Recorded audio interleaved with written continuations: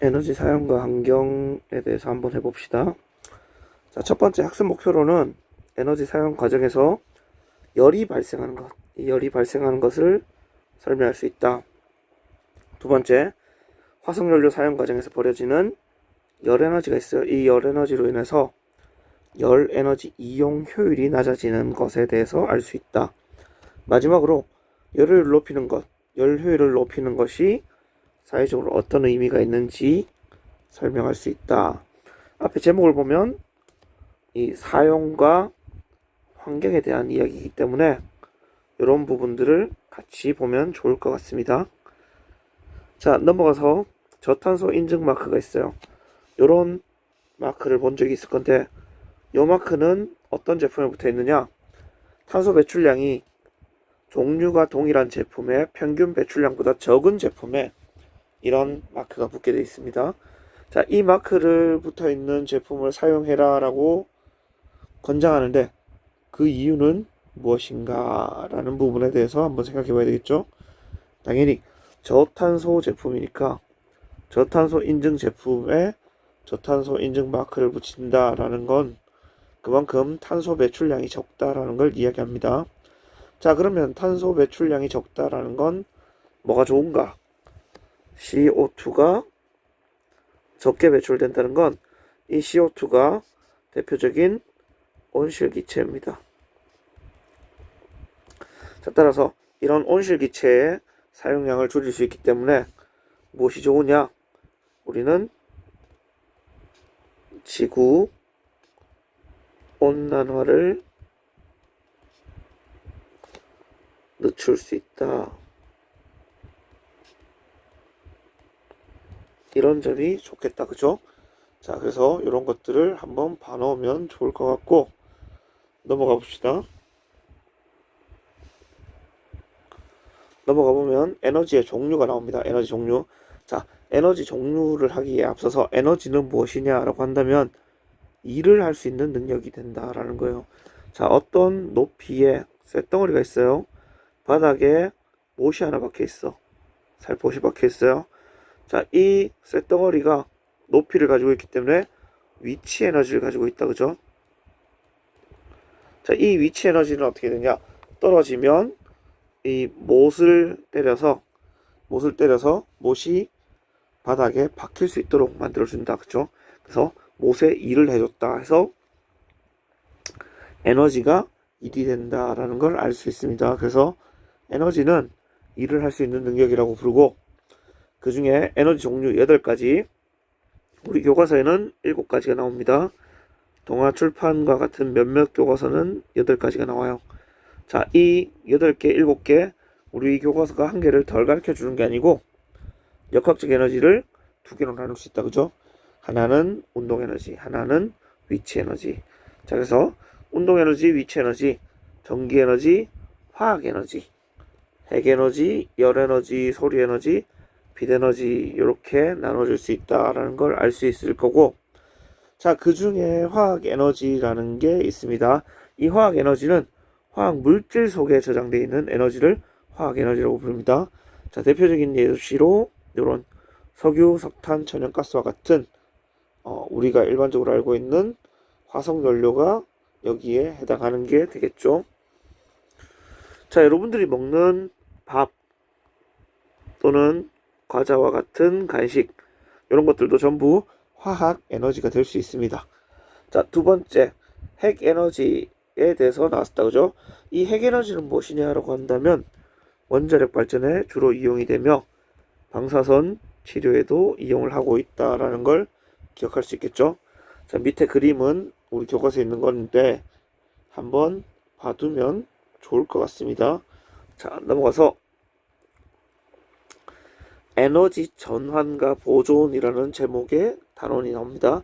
자, 전환은 바뀌는 거다, 그죠? 그래서 한 형태에서 다른 형태로 바뀌는 거를 뭐라고 부르냐? 에너지 전환이라고 부른다. 자, 그래서 폭포의 경우에는 폭포는 높은 곳에 있던 물이 아래로 떨어진다, 그죠? 그래서 아래로 떨어지는 거에 의해서 뭐가 되느냐? 위치 에너지가 운동 에너지로 바뀌게 된다라는 걸 이해할 수 있고, 자, 번개는 어떻게 되냐? 구름이 이렇게 형성이 됩니다. 자, 그러면 이 구름 안에 양 또는 음을 띠는 전하들이 이렇게 쌓일 거예요. 근데 그 중에 음전하를 띠는 애들이 많이 쌓이게 되면 어떻게 되냐? 이 음전하는 지구 표면으로 떨어지려고 합니다. 그게 무엇이 되느냐? 이렇게 번개의 형태를 띠고 떨어지겠죠. 이때 이 부분들이 전자가 이동한 경로가 될 거고, 이 부분이 뭐가 되느냐? 빛이 나게 된다라는 거예요. 그래서 구름에 있는 전기 에너지가 빛 에너지로 바뀌는 걸 번개라고 하고, 이때 이 주변의 공기층들을 떨리도록 만들어서 소리를 만듭니다. 이게 무엇이냐? 천둥이라고 이야기한다. 그죠? 그래서 천둥의 경우에는 어떻게 되냐? 전기 에너지가 뭐로 바뀌느냐? 소리 에너지로 바뀐다라는 걸 우리가 알 수 있겠죠. 자, 반딧불이가 있어요. 반딧불이는 화학 에너지가 빛 에너지가 된다라는 거야. 왜냐? 이거는 반딧불이 몸속에 저장되어 있는 화학 에너지를 이용해서 반딧불이가 빛을 낼 수 있기 때문에 화학 에너지가 빛 에너지가 된다라고 할 수 있고, 동물의 운동. 동물의 운동은 동물 몸속에 저장되어 있는 에너지를 운동하는 데 사용해야 된다, 맞죠? 그래서 화학 에너지를 운동 에너지로 바꿀 수 있다라고 이야기할 수 있겠죠. 그래서 그런 예시들이 지금 그림에 나오고 있습니다. 자, 우리 가정에서 에너지 전환 과정에 대해서 보여주는 그림입니다. 자, 첫 번째 세탁기, 전기밥솥, 텔레비전 이런 친구들이 나오는데, 이 친구들 각각을 한번 보세요. 자, 보게 되면 어떻게 되냐? 전기밥솥은 밥을 하기 위해서 쌀을 열을 가해서 익히는 거다, 그죠? 그래서 보면 전기 에너지를 이용해서 열 에너지로 가해주겠지. 그치만 여기에는 원래 소리 에너지, 빛 에너지, 운동 에너지와 같은 것들이 있을 수 있겠죠. 자, 세탁기도 마찬가지로 소리, 빛, 열 에너지 같은 것들이 있을 수 있고, 자, TV는 어떻게 되느냐? 당연히 열 에너지가 발생이 될 수 있다 라는 거를 우리는 알고 있다, 그죠? 그래서 이런 것들, 자, 기본적으로 지금 요 교과서에 나오는 거는 실제로 우리가 이 제품을 사용하기에 주된 에너지 전환 과정만 이야기하고 있어요. 그렇지만 실제로는 이 주된 에너지 과정 말고 기타 등등의 여러 가지 부가적으로 만들어지는 것도 있다라는 걸 알아놔야 되겠죠. 자, 넘어가서 에너지 보존 봅시다. 에너지 보존, 한 형태의 에너지가 다른 형태의 에너지로 전환되는 과정에서, 핵심은 이거죠. 전환되는 과정에서 전환 전과 후의 에너지 총량은 변화가 없다라는 거. 얘를 기억해 주면 됩니다. 자, 옆에 있는 테니스 공 보면 높은 곳에서 떨어진 이 공은 최고 높이가 점점 어떻게 되냐? 줄어들게 돼요. 이 줄어드는 이유는 뭐냐면 에너지가 공이 바닥면과 충돌하는 과정에서 연력학 에너지 일부가 열 에너지로 전환되었기 때문이다라는 걸 우리가 이해를 해야 됩니다. 자, 열 말고도 소리 에너지와 같은 것들로도 전환이 될 수 있겠죠. 그래서 그런 경우에는 이렇게 전환이 돼서 역학적 에너지가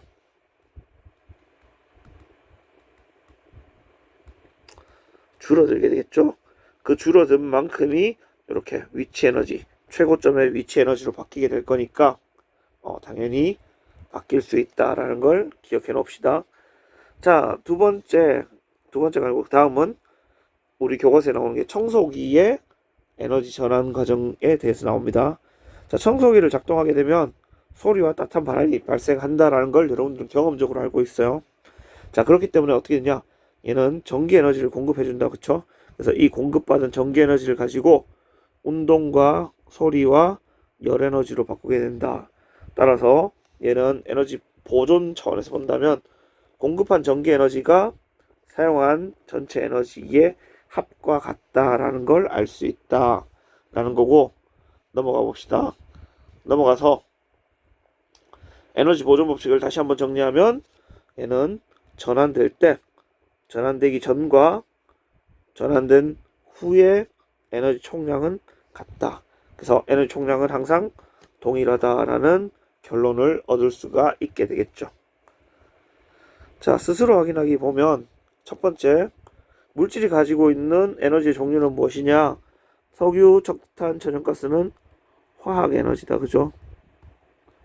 자, 핵연료는 핵 에너지가 되겠죠. 자, 이런 것들 볼 수 있고, 청소기를 사용하는 동안 1000줄의 전기 에너지를 소비했어요. 이때 800줄의 전기 에너지가 청소기의 모터에서 운동 에너지로 전환이 되었어. 그러면 열 에너지와 소리 에너지 등으로 전환된 거는 얼마냐라는 거죠.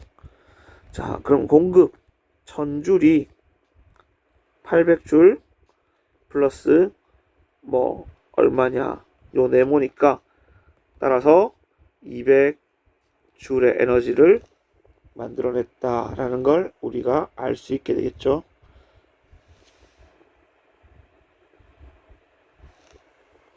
자, 자동차가 연료를 사용해서 달리고 있을 때 일어나는 에너지 전환 과정. 자, 자동차가 에너지 전환하는 거 당연히 화학 에너지를 사용한다. 그죠? 석유니까 이걸 이용해서 여러 가지 에너지를 만들 수 있습니다. 일단 운동, 그 다음에 빛 에너지, 소리 에너지, 열 에너지, 전기 에너지까지 만들 수 있겠죠. 나머지 에너지들은 만들 수 없는 부분이다라는 걸 기억해 놓으면 좋을 것 같습니다. 자, 그 다음 다양한 가전제품들은 오래 사용할 경우에는 열이라는 애가 발생한다. 자, 밑에 보면 열화상 카메라로 찍은 사진들입니다. 자, 이 사진들을 본다면 각 가전제품들이 어디가 열이 많이 발생하는지에 대해서 확인을 할 수 있다. 그죠? 자, 그래서 이런 것들을 통해서 우리가 넘어가서 본다면, 자, 화석 연료를 사용하게 된다. 그러면 화석 연료를 연소시킬 때 생기는 열 에너지가 있어요. 이 열 에너지를 기계 장치 등을 사용해서 일로 전환해서 이용을 하고 있습니다. 우리는 자, 이런 외부로부터 열 에너지를 받아서 그 중에 일부를 역학적 에너지로 전환하는 장치를 뭐라고 부르냐? 열기관이라고 부른다라는 거야. 이 대표적인 열기관의 예시들로는 전기기관, 가솔린기관, 디젤기관과 같은 것들이 있습니다. 자, 근데 이 열기관에서 공급한 에너지는 일부만이 역학적 에너지로 전환이 되고 나머지는 뭐가 되느냐? 중요합니다. 열 에너지 형태로 손실이 된다라는 거죠. 그래서 열 에너지로 손실이 된다라고 하기 때문에 Q1이라는 에너지를 열기관에게 공급을 했어요. 그러면 W만큼의 일을 하고 그 다음에 Q2만큼의 열을 외부로 방출을 하게 됩니다. 그러면 우리가 아까 에너지 보존 법칙으로 본다면 Q1이 W와 Q2의 합과 같은 게 되겠죠. 자, 여기서 열 효율이라는 게 나오는데 효율은 우리가 효율이라고 한다면 공급분의 사용이라고 생각하면 돼요. 얼마나 공급했고 그 중에 얼마를 사용했느냐라는 거를 따져보는 건데, 자, 그렇게 되니까 우리 이 그림에서 본다면 Q1이라는 에너지를 공급했고 W를 사용했다. 그죠? 그래서 Q1분의 W가 돼. 그때 열 효율은 E라고 쓸 수 있고 이렇게 볼 수 있는데, 이 W는 여기 1법칙에서 본다면 어떻게 되느냐? Q1-Q2가 될 수 있겠죠. 그래서 이렇게 정리가 될 수 있다라는 걸 기억해 놓으면 좋겠죠. 자, 밑에 보면 열기관에 10,000줄의 열 에너지를 공급했어요. 이때 3000줄의 일을 한다 라고 했어. 그랬을 때 열 효율은 얼마냐 라고 묻고 있습니다. 자, 열 효율 E는 공급 Q1분의 W다 라고 했어요. 그렇기 때문에 어떻게 됐냐? Q1 10,000줄의 일을 했고, 공급을 했고 열을, 그 다음 3000줄의 에너지를 사용했으니까 10분의 3이 돼서 얘는 0.3이라는 에너지 열 효율이 나오겠죠. 자, 그러면 우리가 다시 생각한다면 이 문제를 수정해서 바꿔볼 수 있겠죠. 한번 꽂는다면 얼마나 되냐면 공급하였을 때 여기까지는 일정할 거예요. 근데 7,000줄의 열을 외부로 방출한다면 요 3,000줄의 일을 한다면을 7,000줄의 열을 방출한다면 이라고 수정해 볼 수도 있게 되겠죠. 이런 것들로 바꿀 수 있다라는 거 반월 정도 되면 될 것 같습니다. 자, 열 에너지의 이용과 환경 보면 이 에너지는 가정, 산업, 농업, 수송 또는 교육에도 많이 사용하고 있어요. 그래서 여러 가지 용도로 이용이 되고 있다. 이때 항상 열 에너지가 발생이 되는데 이게 많이 발생하면 당연히 효율이 떨어지겠죠. 왜? 아까 우리가 Q2라는 값으로 버려지는 에너지가 많아지면 어떻게 되냐? 실제로 W로 사용되는 양이 줄어들게 되겠죠. 그렇기 때문에 공급은 일정하지만 사용량이 줄어들게 될 거니까 그러면 효율이 당연히 떨어질 수밖에 없다라는 걸 우리가 이해할 수 있겠죠. 자, 효율이 낮은 경우에 효율이 낮으면 같은 양의 에너지를 얻기 위해서라도 더 많은 에너지를 사용해야 됩니다. 그래서 더 많은 에너지가 버려진다는 결론에 도달하게 된다라는 걸 기억해 두면 좋을 것 같아요. 자, 우리는 일상생활에서 이런 화석 연료를 많이 사용하고 있어요. 근데 얘들은 열 에너지, 황산화물, 질소산화물, 그리고 이산화탄소와 같은 것들을 발생을 시킵니다. 자, 이렇게 될 때 황과 질소산화물은 호흡기 질환도 일으키고 식물을 말라 죽게도 하며 산성비의 원인이 되기도 한다라는 거야. 그러면 이런 문제점들을 극복하기 위해서는 어떻게 되냐? 이 황산화물과 질소산화물의 발생량을 최소화시켜야 된다. 그죠? 자, 그래서 우리는 어떻게 되냐? 인류 문명이 발전을 하면서 에너지 사용량이 점점 증가하고 있어요. 자, 이렇게 증가할 때 당연히 이런 황산화물, 질소산화물과 같은 애들도 더 많이 발생이 될 수 있겠죠. 그러면 이런 것들을 많이 발생시키면 별로 좋지 않다, 그죠? 그렇기 때문에 우리는 이런 것들의 사용을 줄여야 된다라는 거야. 근데 우리가 무작정 에너지 사용량만 줄인다? 그러면 불편함을 감수해야 되기 때문에 에너지 사용량을 줄이는 것도 중요하겠지만 에너지의 이용 효율을 높여줘야 된다라는 거예요. 그래서 효율이 높은 제품으로 바꾼다. 선생님이 학교 다닐 때는 형광등을 사용했습니다.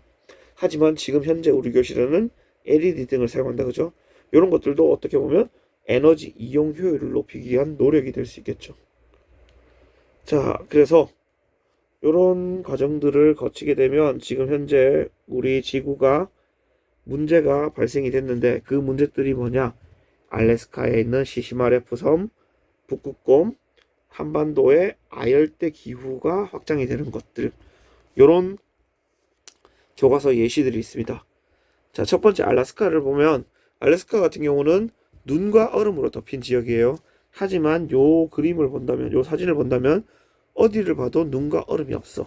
자, 이거는 지구가 온난화가 돼서 땅이 녹고 그로 인해서 바닷물에 의한 침식 작용이 활발해졌다. 그래서 섬이 점점점 깎여 나가고 있어요. 그러면 앞으로 어떻게 되냐? 20년 후에는 섬 전체가 바다에 잠길 것으로 예상이 된다라고 이야기하고 있다. 그죠? 자, 그 다음 북극곰 같은 경우는 북극에 살고 있지만 그 북극에는 대부분의 얼음 지역입니다. 이 얼음 위에 생활하던 북극곰이 지구온난화가 되니까 얼음이 녹게 됐고 그로 인해서 땅에 살게 되는 이런 점들이 생기고 있어요. 그러면 얼음이 많이 녹았기 때문에 얼음의 면적이 줄었어. 그러면 땅에서만 살 수 있기 때문에 이 북극곰이 살아가는 터전을 잃게 되겠죠. 자, 그 다음 한반도의 아열대 기후 확장인데 이거는 여기 지금 붉은색으로 된 면적들을 보세요. 지금 현재는 여기에 해당한다, 그죠? 하지만 향후 점점 이렇게 붉은색의 면적이 넓어진다. 자, 온실가스 배출 증가가 현재 추세대로 계속된다면 2100년에는 우리나라의 평균 기온이 4.6도 증가하게 된대요. 그래서 4.6도 증가하게 되면 우리나라는 어떻게 되냐? 아열대 기후로 바뀌게 된다라는 내용을 이야기하고 있습니다. 자, 그러면 우리는 이런 문제점들을 막기 위해서 어떻게 노력해야 되는가 라는 부분을 알아야 되겠죠. 우리 교과서에서 이용하고 있는 거는 이런 부분들이에요. 에너지 제로하우스, 그 다음에 하이브리드 자동차가 나오는데, 에너지 제로하우스 같은 경우는 필요한 에너지를 태양과 지열, 풍력 등 재생 에너지를 통해서 얻게 되고, 그로 인해 얻은 거를 잘 지켜야 되겠죠. 그래서 단열을 통해서 외부의 열 출입을 차단하는 주택, 이런 것들을 에너지 제로하우스라고 부르고, 하이브리드 자동차 같은 경우는 브레이크를 밟아서 멈추면, 원래는 이 브레이크를 밟아서 멈추는 동안 열 에너지로 방출이 됐어. 그 방출되는 열 에너지는 우리가 다시 사용할 수 없다, 그죠? 하지만 이 하이브리드 자동차는 요러는 동안 뭐가 되느냐, 이 운동 에너지를 전기 에너지로 전환해서 배터리에 저장을 합니다. 그리고 처음 다시 출발할 때, 천천히 달릴 때 사용을 하고, 이를 이용해서 에너지 이용 효율을 높여주는 장치다라는 거죠. 그래서 이런 것들을 통해서 우리가 에너지의 이용 효율을 높이고 환경을 지키는 그런 역할을 할 수 있다라는 게 됩니다. 자, 오늘 우리가 배운 내용 중에 마지막 스스로 하기를 한 번 더 본다면, 열 에너지를 공급하였을 때 일부를 일로 바꾸는 장치, 이거는 열기관이었죠. 자, 그 다음 태양, 지열, 풍력 등의 재생에너지로부터 에너지를 공급받고 단열을 통해 외부와 열 출입을 하는 주택, 차단하는 주택, 이거 에너지 제로 하우스다 라는 거였죠. 자, 이 단원에서 핵심은 뭐냐면, 모든 가전제품들을 이용할 때 전기 에너지가 어떻게 변환되는지에 대해서 배워봤고, 그 과정에서는 항상 열 에너지가 발생이 된다라고 했어요. 하지만 이 열 에너지는 우리가 사용하지 못하는 에너지가 많아. 그렇기 때문에 어떻게 되냐, 이 열 에너지로 손실돼서 사라지는 거를 줄여야 된다. 그러기 위해서는 어떻게 하느냐, 에너지 이용 효율을 높여줘야 된다라고 했어요. 이용 효율은 공급분의 사용이니까 투입된 에너지 Q1이라고 했고, 사용된 에너지 W라고 적었습니다. 그 Q1분의 W가 돼야 되는데, 이 W는 Q1-Q2가 된다라는 걸 기억해 놓고, 그렇기 때문에 이런 과정들을 거쳐서 우리가 에너지 이용 효율을 계산할 수 있다라고 이야기했었다, 그죠? 자, 그래서 이런 에너지 사용이 문제가 되는 부분들, 이산화탄소, 그 다음에 황산화물, 질소산화물 같은 애들이 주는 피해에 대해서 봤고, 이 피해들을 바탕으로 해서 어떤 현상들이 나타나는지 세 가지 그림을 통해서 확인을 했었습니다. 그래서 이런 것들을 우리가 늦추기 위해서 혹은 막기 위해서 어떻게 해야 되느냐, 두 가지 예시가 나왔었다. 하나는 에너지 제로하우스, 두 번째는 하이브리드 자동차에 대한 예시가 나왔습니다. 이런 것들을 이용하면 우리가 좀 더 환경을 지킬 수 있다라는 걸 명심하고, 오늘 배운 내용을 잘 기억해서 시험에서 정확하게 한번 답을 적어볼 수 있도록 합시다. 고생했습니다.